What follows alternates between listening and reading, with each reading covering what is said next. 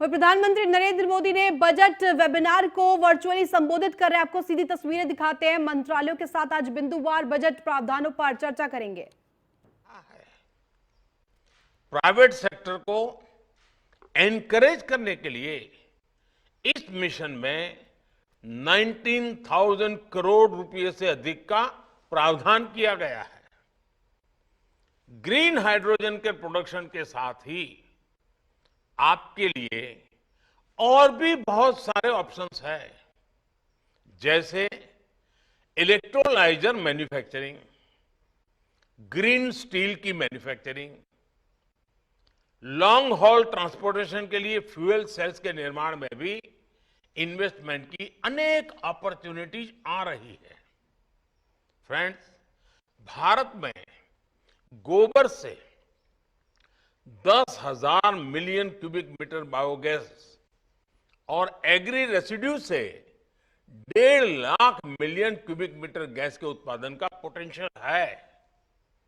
इससे हमारे देश में सिटी गैस डिस्ट्रीब्यूशन में 8% तक का योगदान हो सकता है। इन्हीं संभावनाओं की वजह से आज गोबर्धन योजना भारत की बायोफ्यूल स्ट्रेटेजी का एक अहम कंपोनेंट है।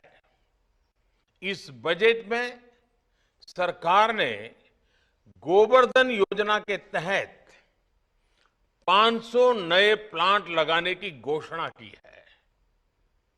ये पुराने जमाने के गोबर गैस प्लांट की तरह नहीं होते। इन आधुनिक प्लांट्स पर सरकार 10,000 करोड़ रुपए खर्च करेगी।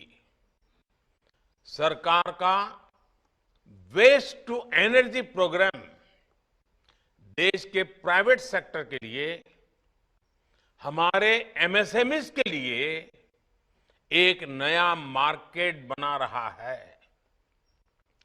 गांवों से निकलने वाले एग्री वेस्ट के साथ ही शहरों के म्युनिसिपल सॉलिड वेस्ट से भी सीबीजी का प्रोडक्शन उनके लिए बेहतरीन मौका है।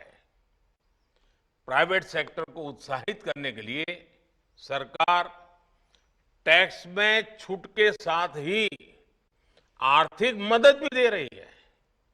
साथियों, भारत की vehicle scrapping policy green growth strategy का एक अहम हिस्सा है। व्हीकल स्क्रैपिंग को प्रोत्साहित करने के लिए सरकार ने इस बजट में 3,000 करोड़ रुपए का प्रावधान किया है।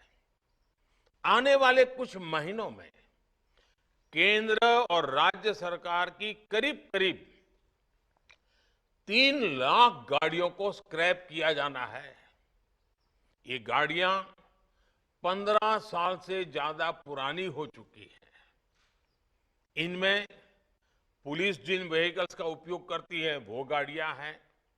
खास करके हमारे हॉस्पिटल्स में जो एम्बुलेंस हैं, हमारे पब्लिक ट्रांसपोर्ट के जो बसेस हैं, व्हीकल स्क्रैपिंग आप सभी के लिए बहुत बड़ा मार्केट बनने जा रहा है।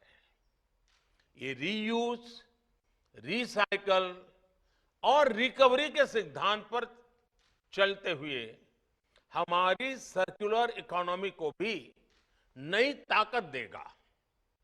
मैं भारत के नौजवानों को, हमारे स्टार्टअप्स को सर्कुलर इकोनॉमी के विभिन्न माध्यमों से जुड़ने का भी आग्रह करूंगा।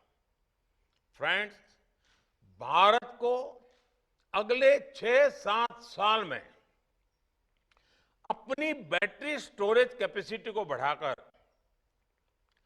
125 गीगावाट आवर्स करना है। ये लक्ष्य जितना बड़ा है, उतना ही आपके लिए इसमें नई संभावनाएं बन रही है। इसे हासिल करने के लिए लाखों करोड़ रुपए के निवेश की आवश्यकता है। बैटरी डेवलपर्स को सपोर्ट करने के लिए सरकार ने इस बजट में वायबिलिटी गैप फंडिंग स्कीम की भी घोषणा की है। तो बजट वेबिनार में वर्चुअली जुड़कर प्रधानमंत्री नरेंद्र मोदी क्या कुछ कह रहे थे हमने आपको सुनवाया, जिसमें कि उन्होंने कहा कि किस तरह से बजट में की गई घोषणाओं को धरातल पर उतारना है और स्टेक होल्डर्स को एकजुट करना है। इसके लिए महत्वपूर्ण कवायद उन्होंने की है। फिलहाल इस बुलेटिन में बस इतना ही। आप देखते रहिए न्यूज़ 1।